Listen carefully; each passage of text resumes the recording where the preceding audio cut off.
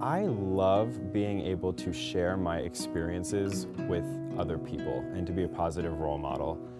I was a very lost individual in high school, as I think many or most people are. And so being able to be that person who understands what my students have gone through or are going through and helping them through it by sharing my experiences or just being a positive role model, that's my absolute favorite thing about teaching. And it makes it a lot of fun. It's very personal.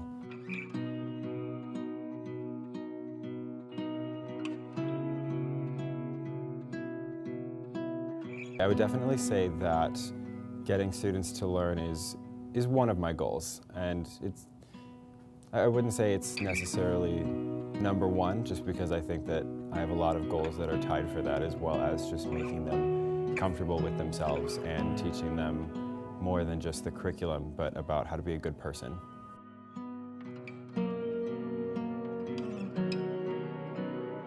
The biggest challenge that comes with teaching is teenagers who don't necessarily want to learn. But I find that if you persevere, find ways to make teaching interesting, find ways to make what they're doing relevant to their lives, you can A, either trick them into learning, or B, actually make them care about it. But either way, you get the point across, and then hopefully sometime down the line, even if right now they don't appreciate it, they will. Teaching is learning, because a lot of people think you go to college and you get your degree and then you have a job, and that's it.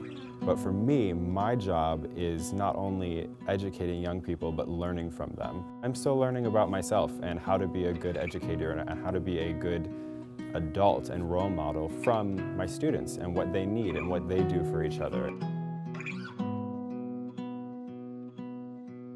My other goals would be to get them involved in out-of-school activities, because I think so much of school is socialization and making friends and getting to know people who maybe are different than you. So that's another big one.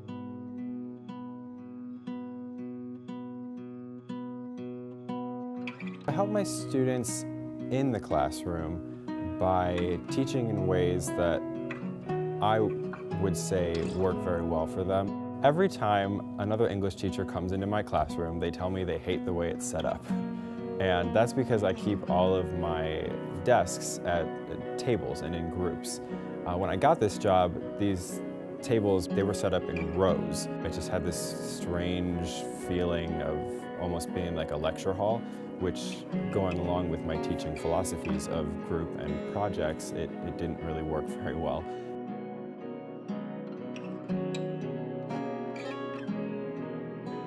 Most of my classes are project-based and participation-based, and what that means is that I teach the tools and little pieces, parts, but then we don't just move on to the next thing, and students have a project that goes along with that. At that point, I become a facilitator, which helps them to create something and not just learn it for a second and then forget it after the test.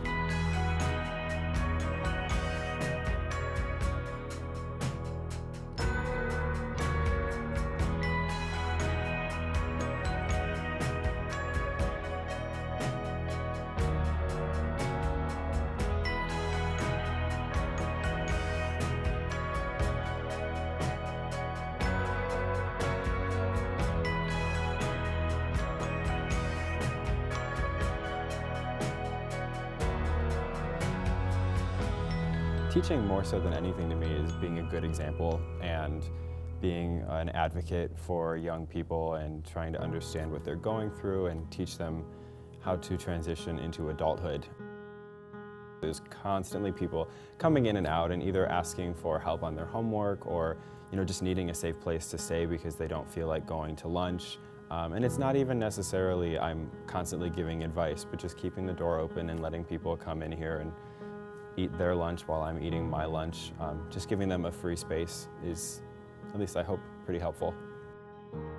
I think teaching is a constant string of learning and adapting and then learning again. I think it's different than most other careers.